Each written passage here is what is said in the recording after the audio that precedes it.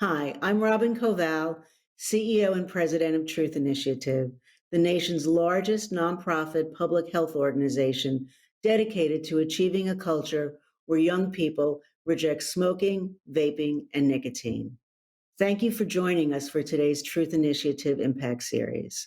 For this event, we're pleased to re-air a powerful forum from the Atlantic Festival called Thrive, a youth mental health summit. In response to our nation's worsening mental health crisis, this discussion convened medical experts, educators, families, and young people to provide information, tools, and resources to help provide a path back to a life of health, happiness, and purpose. As part of this discussion, Truth Initiative exposes the role that vaping nicotine plays in worsening symptoms of anxiety and depression. Our national public education truth campaign gives young people the facts they need to make informed decisions and offer practical help to those already struggling with nicotine via This Is Quitting, our proven effective quit vaping program designed specifically for youth and young adults. I want to extend a special thanks to U.S. Surgeon General Dr. Vivek Murthy for joining us in this discussion and for his continued leadership on helping to end our nation's youth e-cigarette epidemic. We're also very grateful to the Atlantic for making this important conversation part of this year's Atlantic Festival and for the opportunity to reshare it now with all of you.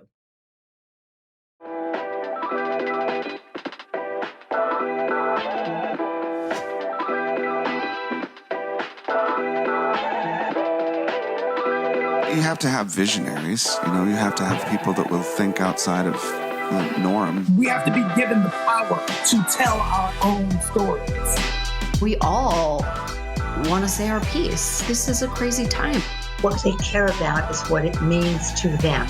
You have to not think like society thinks. This is a fight about power. Who has it and who has the right to use it? We're having a reckoning about what public safety can, should, and must look like. It's about a broader question of representation and who gets to create the images and define how we see the world. They want their voice to be heard, they have to get involved. Finally, we get to tell our truth and tell our stories like our stories matter. What's going to bring people together is equality. The love that we have for each other is the shortcut to true human happiness. You start to see how it's all connected. Every single person around the world can create a movement.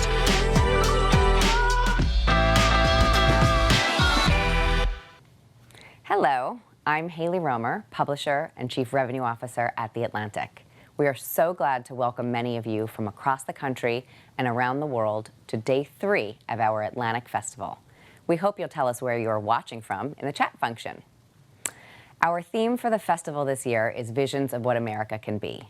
All of our speakers have ideas on how to build a better future, and we hope you will find them as inspiring as we do.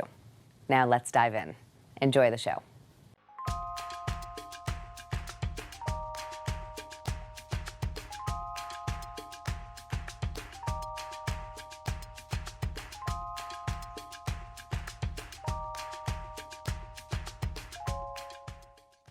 Hello, everyone. I'm Arete Weiler, the Chief Operating Officer for The Atlantic. We're so glad you've joined us for the festival this year. Of course, we're holding a virtual festival because of the COVID-19 pandemic, which prohibits us from gathering safely. And that social isolation has caused a steep decline in mental health for so many of us, especially young people who are experiencing mental health issues at alarming rates. Over the next hour, we'll talk with a series of experts about potential tools that can help provide a path back to a life of happiness, purpose, and reject harmful habits. Before we get started, we'd like to thank our underwriter, Truth Initiative, the nation's largest public health organization dedicated to achieving a culture where all young people reject smoking, vaping, and nicotine. And we want to remind all of you that you can be part of the conversation by asking questions of our speakers in the chat function on the right side of your screen. Now, let's dive in. For a conversation on speaking out, please welcome Zach Williams, mental health advocate and son of Robin Williams. Atlantic senior editor Kate Julian is here to lead the conversation. Hi, I know it's early out there in California, but I'm so glad to see you. I know, first off, everybody with us today, I think, will join me in our condolences on the loss of your father. I'm hoping that you could start by just walking us through your life over the past 7 years since his death by suicide, how that affected you personally, and how it pushed you on the path to the work that you do. Sure. Well, I would break up my life into specific stages. The first 2 years after my dad passed by suicide was very much about uh, grieving and managing the trauma that was impacting me in a pretty profound way. Um, at first, it was difficult to differentiate the process of grieving publicly versus grieving privately. And I had not experienced that before, and it was challenging to kind of find a healthy balance. I ended up self medicating a good deal using alcohol because I was diagnosed with post traumatic stress disorder, was experiencing a lot of dysregulation, was anxious, depressed, and kind of lost my footing. So, that was the first stage. The second stage was very much about finding ways to support myself and my mental health, specifically mental health advocacy. I found to be very helpful in healing. That means working with organizations like nonprofits and supporting them on their various initiatives, joining boards, starting to work with the organizations on a deeper level, helping establish new campaigns. And, for me, that helped me heal from the trauma through service. And then the next stage, and this has been the past few years for me, has been really around how I can build around that idea that service is a path to happiness and determining what's really working for me and really finding opportunities to do more of that has been outstanding. Also, too, I'm father of two young children. That's been part of this next stage for me. And becoming a dad has been really healing for me and learning more about myself through showing up for my kids and also understanding what it is to deal with mental health issues and recovery and the like as not only a parent but understanding it through the lens of my kids and the like. So it's been a journey, but at this stage for me it's really about growing as a person, learning more in terms of how I can be the version of myself that not only I want to be, but one that's healing continuously and showing up for others in a meaningful way. I have to say, I find the transition you've made really inspiring, and we'll talk more in a few minutes about some of the specific initiatives that you're involved with. But first, I'd like to pause and talk about the self-medication issue that you raised. You've been really candid about how challenging that period was for you, and we know that during the pandemic, a lot of Americans have used substances, drugs, alcohol in the same way to deal with their own depression and anxiety during this period of time. And I'm wondering if, stepping back from your experience, if you have any observations about what we can do to keep so many people from feeling like they are stuck taking that measure. Absolutely. It's a great question. For me, just for a little bit of context, I mean, I had always used alcohol to manage my anxiety from a pretty early age. Um, but that self-medicating turned into pretty consistent abuse subsequent to my dad's passing. And then beyond that, I found myself drinking alcoholically consistently. And ultimately, it led to a lot of really damaging health issues, both in terms of my body, but also in terms of my mental health.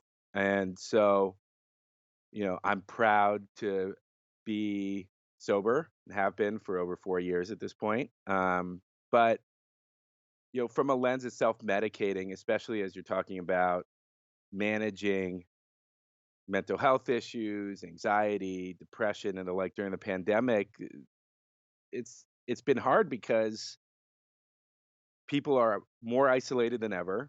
Um, Often not having opportunities to connect with people in person, or if they do connect, in a very limited way, especially if their health is compromised or if they're at risk in some way. And then coinciding with that is this, this sea change in how people are using technology to gain access to goods and services, right? So, alcohol, drugs, and the like are about as easy to get as they've ever been. And You as you a can result of order cocktails for delivery. You can order a case of beer for delivery. You can order a lot of things for right, delivery. right. And so, when you're at home isolated over long periods of time or dealing with a lot of stress with family situation, kids, what have you, and trying to manage childcare and education and your own work at the same time, it can be overwhelming. And so, what I found, at least in terms of the data with the organizations I work with and the academic institutions, is that the increase in usage of drugs and alcohol has very much been a function of trying to manage mental health, right? And so, from my lens, what I advocate for is finding your mental health hygiene ritual. First off, if you're finding yourself uh, abusing things like alcohol, there is help. You can find services, communities, organizations that can help you. Yeah. But if you're saying, "Hey, I'm using substances as a means of self-medicating because I'm stressed out or because I want to escape or be euphoric," or like, there's ways to achieve that in very healthy means. And so, for me, I always Yeah. establish my mental health hygiene ritual in the early part of the day so I can have great days. Could you actually pause and talk about that? I know it's been such a challenging year and a half for many of us. So before we get on to some of the other questions I have for you, what are your tips? What are the things that have gotten you through those things the past 18 months? Yeah, sure. So, for me, taking a lens of gratitude and actually establishing a short list every day of what I'm appreciative of has been absolutely outstanding start to the day. Um, and then coinciding with that, kicking off a mindfulness routine, short meditation. Um, that's a good primer. And then from there, I try to limit caffeine intake. If I drink too much caffeine, it kind of gets me wired. Um, I I try not to eat too much sugar. That's kind of more of a dietary thing. I I make sure that I'm eating the right things, so nutritionally, that's important for me. Try to eat more balanced. I've recently gone vegetarian, and that's been a game changer for me in terms of clarity and energy and actually just general mental health. Um, but then also, I found that establishing a fitness routine, however light or heavy, um, providing it hits a certain bar, and I would say about 30 minutes of exercise is a good starting point. That helps actually establish endorphins and kind of get a little bit of beyond getting the blood moving, actually establishing a base of feeling good.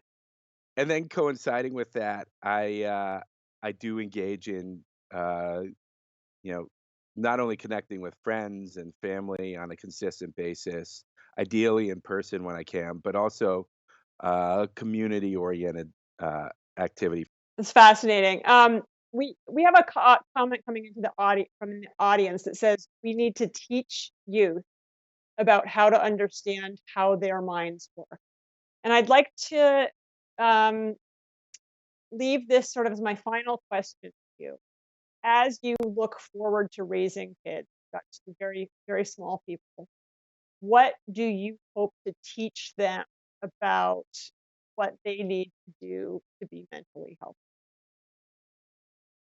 Well, what the do first you thing, hope that their experience of growing up in the 2020s will be like?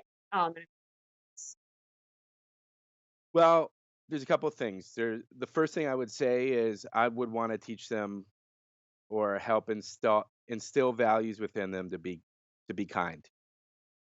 That's the most important thing I could think of, because great things will come from just being kind, kind to yourself, kind to others, kind to the world. And then, stemming from that also is finding the path that works best for you. That goes beyond mental health, that goes to around career path, pursuits, things that make you happy, just being able to have an opportunity to be open to learning and to be able to identify when you're experiencing dysregulation, experiencing bias, and understanding how those biases are impacting your decision making and your well-being. I think self-awareness and kindness are really what I would hope to instill within my kids. That seems like a really wonderful note for us to end on. Thank you so much for being with us today, Zach. It's been such a pleasure. Thank you. It's been, absolute privilege to be here. Thank you. Thanks. Next up, a session brought to you by our underwriter Truth Initiative, exposing vaping as a mental health issue. Please welcome Daniel Ament, president of Fight for Wellness and a former vapor, Dr. Vivek Murthy, the U.S. Surgeon General, and Robin Koval, CEO and president of Truth Initiative. Hello, everyone. First, I want to give a huge thanks to The Atlantic for hosting this important conversation today. Truth Initiative cares deeply about the physical and mental well-being of our nation's youth and young adults. Through our highly acclaimed National Truth Public Education campaign, we helped drive down youth smoking rates to historic lows and prevented millions of young people from becoming smokers. We're applying these same proven effective, research-based programs to help end our nation's pervasive youth e-cigarette epidemic, including a text message quit vaping program designed specifically for youth called This Is Quitting. A hallmark of our success is to give young people the facts and information they need to make informed choices to live their best, longest, and healthiest lives. As we've discussed throughout this summit, COVID-19 has exacerbated mental health issues for young people. A recently published study in JAMA shows that youth depression and anxiety doubled during the pandemic. Yet the very thing that many young people are turning to for relief is actually making it worse. The science is well established that vaping nicotine worsens anxiety symptoms and amplifies feelings of depression. But we want to make sure young people know this too. That's why we're exposing this fact through our latest truth campaign called It's Messing With Our Heads. And in the voice of the Truth campaign, which is always a little edgy and willing to reveal tobacco industry tactics, this work is based on a new, fictional vape product that points to what vape companies haven't been telling you about the connection between nicotine and mental health. Let's take a look at 3 quick videos. Why be happy when you can be sad? Vaping nicotine can amplify feelings of depression and anxiety.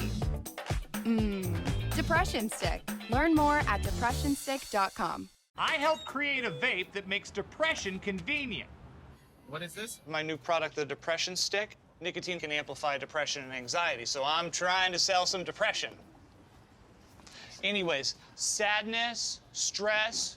All those vape pens that you're carrying, I mean, they pretty much do the same thing as mine. I'm just being honest with my marketing. What are you talking about? You don't want to sell depression? No, you gotta get out of here. Your loss. Bring in the influencers. Today, I'm auditioning influencers to promote Depression Stick online. What is it? It's a vape pen, like all those vaping companies. The nicotine can amplify feelings of depression and anxiety. So it purposely makes people sad? Talk to your followers. So look, yo, I can't do that, yo. This is a sick thing. Other influencers have. I don't care.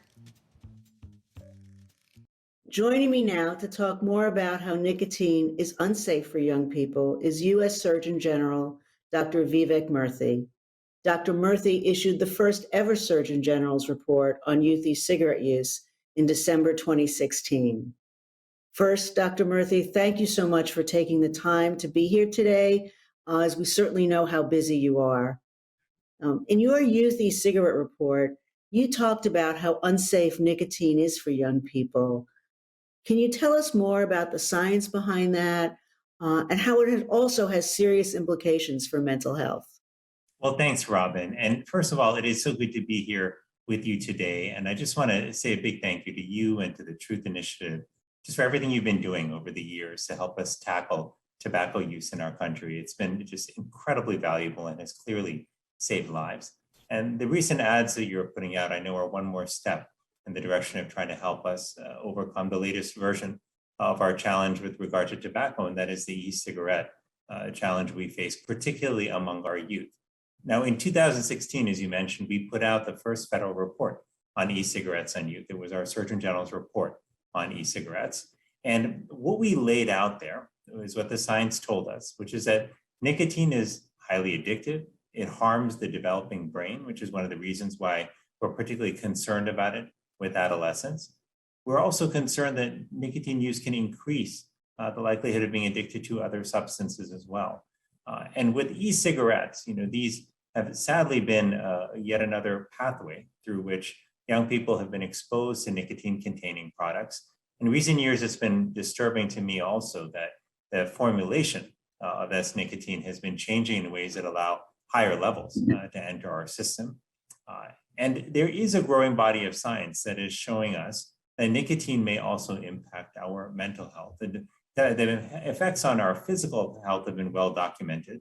But consider some of these studies recently. In 2019, there was a large study of about 30,000 e-cigarette users that was published in the Journal of the American Medical Association, also known as JAMA.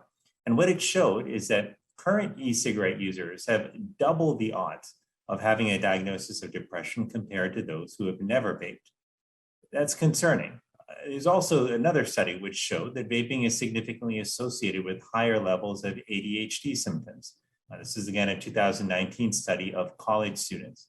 So like this, there are other studies which have demonstrated that there seems to be an association between e-cigarette use and symptoms of depression and other mental health concerns. And so while we have more to learn about the impact of nicotine on mental health, these studies are concerning and they add to the reasons that we need to reduce the use of e-cigarette by youth.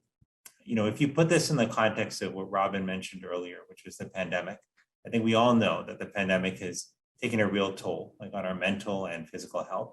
And we've got to do everything we can to make sure we're bolstering our health at this time of crisis. And when it comes to tobacco, look, we've come a long way overall in getting out the word on youth e-cigarettes, but we've got to do a lot more to protect millions of young people who are still exposed to nicotine through e-cigarettes each and every day. Ultimately, I do feel optimistic that this is a challenge that we can tackle as long as we do it together, because the progress that we've made over the years with traditional cigarettes does give me hope that if we apply ourselves, if we use science to guide us, if we work together in communities, if we push back against the industry factors which may be driving the marketing of these harmful substances to our children, then we can make progress, we can save lives, and ultimately we can prevent the scourge of tobacco-related disease from affecting more people. Thank you, Dr. Murthy. That was really helpful. And always, thank you for your wisdom and your leadership on the youth vaping crisis. I want to wrap our conversation by introducing our audience to an amazing young man, Daniel Ament, to share his story about how vaping nicotine wreaked havoc on his physical and mental health. In fact, Daniel is one of the world's first ever double lung transplant recipients. Welcome, Daniel. It's great to see you looking so well. Please tell us a little bit about your story. Thank you. When I was 16, I received a double lung transplant due to vaping, and I vaped mostly the brand Juul. I also vaped the least amount out of anyone else I knew that was vaping. The first day of my junior year, I hadn't vaped in 4 days because I was quitting, and I woke up to go to school and I felt very sick. I went anyway, so I wouldn't miss my first day, and by the next day, I couldn't breathe and I was in the ER. The doctors took x-rays and told me I had anxiety and that nothing was wrong. Before this, I played 4 sports, I had a 4.1 GPA, and I was in really, really good shape.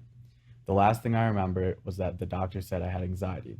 The next thing I knew, I was waking up in the hospital from a coma, and I had zero memory of the 55 days prior. I woke up unable to perceive who, what, or where I was. I was having delusions and hallucinations. I thought the nurses were trying to kill me, among other things, and I was 99 pounds from 155 pounds. I was unable to move any part of my body on my own, and I had a trach in my neck that disabled me from talking and eating for the next weeks of recovery. My muscles were atrophied, so it took weeks to sit up and even longer to stand. My first time standing was probably less than a second, go on the next day, maybe a second, and that continued until I could take 3 steps up the stairs on my own. Then I was discharged from the 4th hospital of this entire experience. This experience was very traumatic and has caused PTSD, depression, and severe anxiety that continues to this day. I continued recovering out of the hospital, and I started Fight for Wellness to spread my story so that no one would be unaware of the dangers of vaping. The mental toll from my transplant was large, and my continued mental health struggles led to me overdosing. I was able to fully recover, but now COVID was happening. I had to spend all of my time in my room away from my family and anyone else because of my immune system. This made everything worse. I started cooking for myself, and I worked out every day so I would be healthy enough to accomplish my new goals of creating and producing music and videos, which I had always had an interest in. I believe that the first step to getting teenagers away from vaping starts with radical change in lifestyle that will allow them to make the decision to quit and have the mental power to actually follow through with it. Just like I used better foods and working out to have mental power to go after my new goals. Most teenagers I have met that are still addicted to vaping know they have a problem and want to quit, but do not have the mental power or enough of a reason to do so. I believe that focusing on a more goal-oriented lifestyle will empower them to be able to quit and live better lives. I just wanted to say thank you, Daniel, for sharing your story. I know we haven't met before, but I had read a little bit about your story beforehand. I was just, first of all, just so sorry to hear about everything you've been through. But just also so appreciative of your courage in coming forward and sharing some of your story and helping to warn other people, and especially young people. So just wanted to say thank you, Daniel, for what you're doing. Thank you, Daniel, for sharing your very powerful story. I know it will help so many young people avoid the health consequences of vaping nicotine. We wish you continued good health. And of course, Dr. Murthy, thank you for all you're doing to continue to combat the youth e-cigarette epidemic and, of course, to help our nation through these unprecedented times. And with that, back over to you at The Atlantic. Our next discussion is on finding hope. Please welcome Miana Bryant, founder of The Mental Elephant, Amit Paley, CEO of The Trevor Project, Holly Wilcox, professor in the Department of Mental Health at Johns Hopkins Bloomberg School of Public Health. Atlantic staff writer Amanda Mull is here to lead the conversation.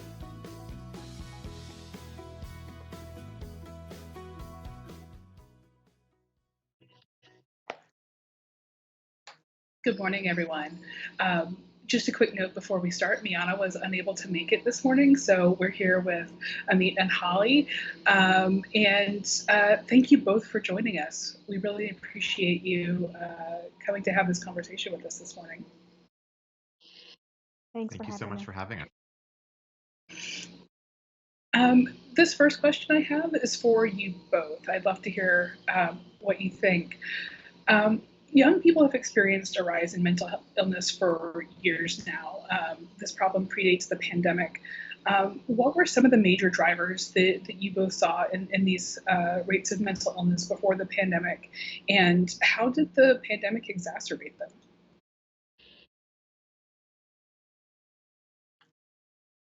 I can jump in and go first.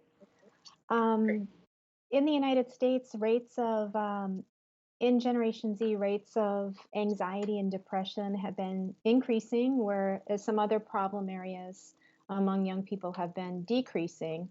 And unfortunately, the suicide rate among young people has been increasing. It's the second leading cause of death. And some aspects of the pandemic, such as the abrupt changes in their schooling and social networks, really played a role, I think, in social isolation and perceived lack of opportunities or changed opportunities, and really has made an impact on some of the major risk factors as well for suicide that has made all of us in this field of suicide prevention very worried. And I can just jump onto that there are so many factors going on in society, COVID-19 being one thing that is going on, but many factors in society that have created more challenges for young people, and that those challenges are particularly acute for young people who face who have marginalized identities, who face particular discrimination and stressors in society. So at the Trevor Project, we exist to serve and prevent suicide among LGBTQ young people. And COVID-19 was a very, very challenging time for all young people because of some of the types of social isolation, physical isolation that Holly was talking about. For LGBTQ young people, it was particularly acute. Our research at the Trevor Project found that 70% of all LGBTQ youth said their mental health was poor most or all of the time during COVID-19. And that is in part because LGBTQ young people, many of their sources of support were for K-12 students, they were when they went into schools, and they might have had that one supportive teacher or a guidance counselor who understood them, or a GSA, and then they were cut off from those physical sources of support, and they might have been trapped with families who are unsupportive or in some cases emotionally or physically abusive. For university students or college students, many of them come out for the first time when they get to college, but they don't come out to their families. And then when the pandemic forced them to quickly go back home, they had to make a really difficult decision. Do I come out to my family when I wasn't prepared or expecting to do that, or do I go back into the closet? And so you can imagine the strain that puts on a young person's mental health on top of all the other challenges going on in their lives. Absolutely. Holly, my next question is for you. Your research focuses on the prevention of suicide over the course of adolescence and into young adulthood. How have you seen the pandemic impact the mental health of the young people you work with? Yeah, that's a really critically important question. The biggest thing for us in the field is that the programs and the projects that we implement in schools, we haven't been able to carry them out because of the when schools were closed and there was online learning. And so the supports that students had in place through their school, like different programming, access to mental health, staff and counseling staff, and different supports as part of school were not available. And a lot of the programs that I work with that I like to deliver in school-based settings some of them were not appropriate for a quick transition to online, and were not really safe enough to transition quickly to a virtual format. So the pandemic has changed the landscape of the field in some ways of school-based suicide prevention, because the opportunities that we usually had to identify students early and get them help were put on hold until students are back. And now the transition back and students getting back to being in person and adjusting to that and it has been a bit of a challenge, but also recognizing that students may be coming back with more need than they had in the past, and how can we best address that need?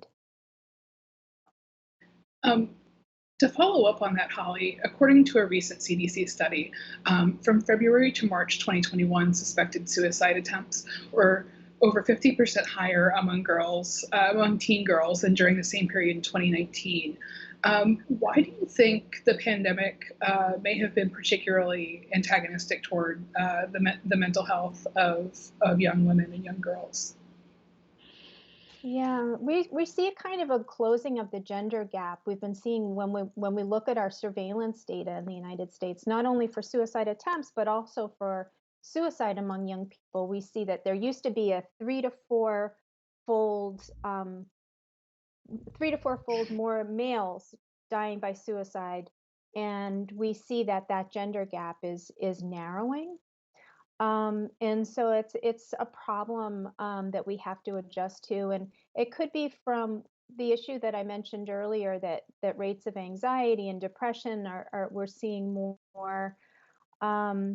Usually with young people, oftentimes in terms of the suicide risk factors, depression is one of the leading risk factors, especially untreated or unmanaged depression, but also anxiety, substance abuse, and impulsive traits, aggressive traits. And oftentimes we see that underlying risk can be exacerbated or increased by different triggers that happen, like stressors that happen in their life.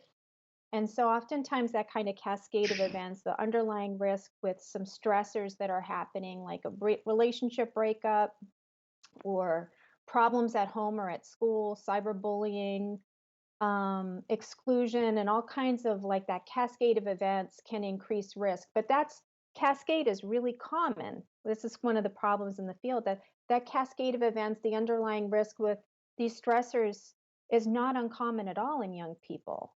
And so we really need to be more focused on firearms. And if someone has access to firearms in their home that aren't secured, and they have that cascade of events, their risk is much higher.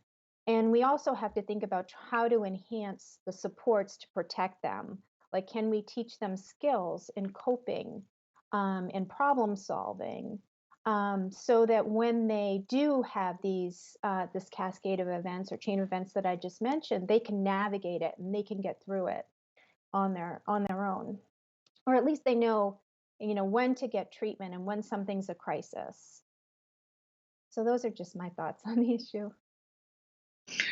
Yes. Amit, to expand on that, I know that also LGBTQ youth experience higher rates of mental illness and suicidality. Can you tell me about some of the systemic factors that impact the mental health in that group? I can, and I mean, so the data is heartbreaking and very upsetting. LGBTQ young people are more than 4 times more likely to attempt suicide than their peers. And I think it's really important to make sure that people know that is not because there is something inherent about being an LGBTQ person that makes you more likely to attempt suicide or to have mental health conditions. It is because of the discrimination and rejection and isolation that LGBTQ young people face from society that results in those actions. It's part of a whole body of research known as the minority stress model. And so one of the ways that we can work to improve mental health outcomes for LGBTQ youth and to reduce suicide among LGBTQ youth is making sure that they are more accepted and supported in society. And we have, unfortunately, as we've seen in some cases, progress for LGBTQ acceptance. We've also seen unfortunate trends of the opposite happening. We've seen over the past year in particular attacks in state legislatures across the country, specifically targeting children, trans and non-binary children, trying to prevent them from being able to play sports, trying to prevent them from being able to use the restroom in schools, trying to prevent them from even accessing appropriate medical care. And the Trevor Project's national survey on LGBTQ youth mental health, which I mentioned before, found that 94% of LGBTQ young people said that recent political events, the recent political climate, negatively impacted their mental health. I mean, from a public health perspective, 94%, that's almost everyone, said that the political environment is harming their mental health. And so I think that sends a message to what we need to be doing as individuals, as a society, and for our lawmakers, that the words that they say really do matter. Young people are listening, and that we need to be focusing on sending messages of support and hope to young people, and not messages that are attempting to exclude or put down or alienate and isolate young people for being who they are. Absolutely. Amit, how does our healthcare system impact that? Does it harm? Does it help? What kind of response do LGBTQ youth often encounter in these kinds of settings? Well, there are LGBTQ young people who benefit tremendously from the healthcare system, and there are providers and parts of the healthcare system that are doing life-saving work that are helping LGBTQ young people every day. And we know that the healthcare system overall is not doing nearly enough, and is failing in many regards to meet the needs of young people. The research I mentioned before, the Trevor Project conducted, found that nearly half of LGBTQ young people wanted to access mental health care, but could not access it. And that's in part because of affordability issues. That's in part because of access issues, depending where young people are. And then in some cases, the healthcare settings and providers are not LGBTQ competent. And so for a young person who is really struggling and facing rejection and isolation, if they end up going to a therapist or a provider, and that person doesn't understand their identity and acts towards them with some degree of homophobia or transphobia or biphobia, and not understanding them, it can really set them back. That if the helper is not helping you and is hurting you, it can both not help you, it can send negative messages, and it can make it less likely that you will seek help in the future.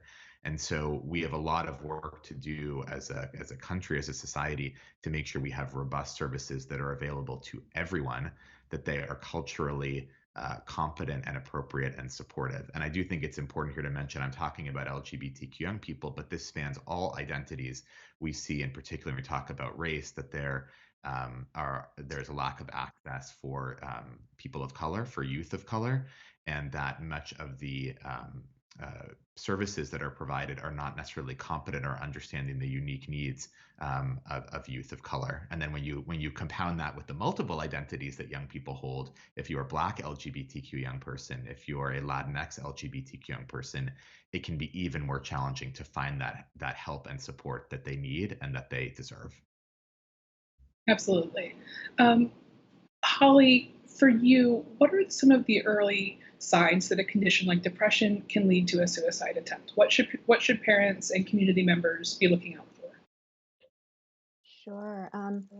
Well, depression isn't always easy for parents to recognize. Sometimes it manifests itself in younger children, and in some children as irritability. And so depression is hard to recognize for sure. One thing that families should be looking for is a dramatic change or a shift in behaviors and mood.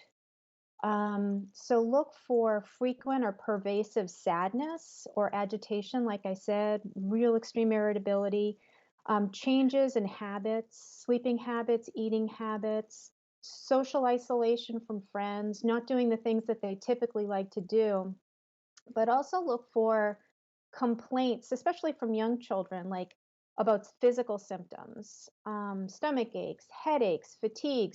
Sometimes those somatic symptoms could actually be related to their mental health. Also look for declines in schoolwork, preoccupation with death and dying. You got to take these threats, or when people talk about suicide, they should be taken seriously. I know it's stressful for, to have a conversation with somebody about their risk, but the research shows that it's really best to be proactive and to go ahead and ask them if they're thinking about suicide. Some people will be very relieved when you just ask them and they have the chance to talk about it, because there's just so much stigma in this domain. And so having an open conversation and discussion could save their life. Right, right. This question is for both of you. How can youth help each other? How if you're a teenager and you sense that a friend is struggling or a classmate is struggling, how can kids be the link to mental health for their peers? Amit, can you start us on that? I can, and I think I wanted to underscore some of what Holly said because it's so important. It's important for everyone, including young people, and talking to your peers to be looking for signs that someone might be in distress and needing support. And if you are noticing that, it is important to ask someone to have that conversation. And as Holly said, that can be scary for some people. There are some myths that asking about suicide may make someone more likely to consider or attempt suicide. And that is false. The research shows that is not correct. In fact, as Holly said, asking someone directly, are you thinking of killing yourself, not only will not harm them, it can open up a conversation that can be life-saving. And so really getting people comfortable breaking these stigmas, breaking these taboos, and any young person that is watching, I want to encourage them, if you see your friend struggling, to ask them, check in with them how they're doing, and to be able to ask them directly, are you thinking of killing yourself? That opens up a dialogue or a conversation that in and of itself can create support for that person so that they can feel heard and affirmed for who they are.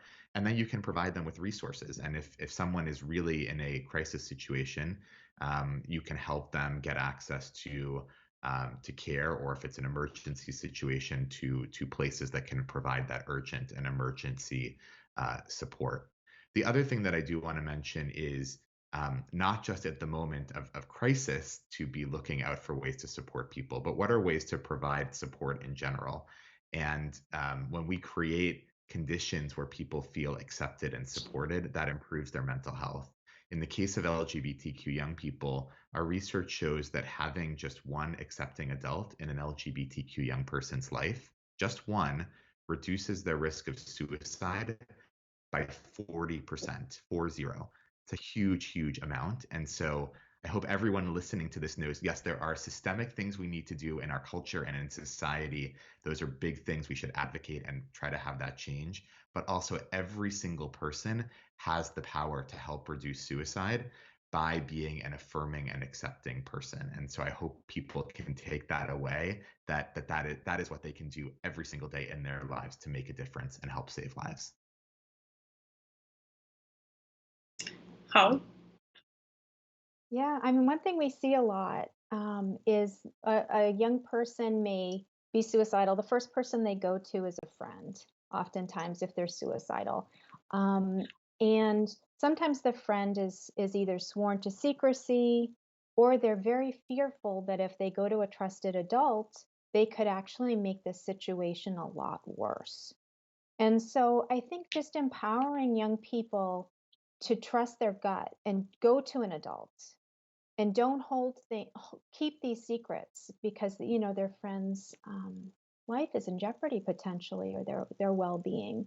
And so it is best to go to an adult, because these types of complex crisis situations, it's best to not try to manage it as a teen on your own, but to enlist the help of a trusted adult who can step in and who can really work with the young person at risk to try to get them the help they need. Right. That's so important. Well, I think that we've run out our time here. Thank you both so much for joining us today to talk about such an important topic, and thank you everybody in the audience who joined us today. We've got lots more Atlantic Festival events coming up over the next few days, and you can find the schedule for all of them on our website. Thank you.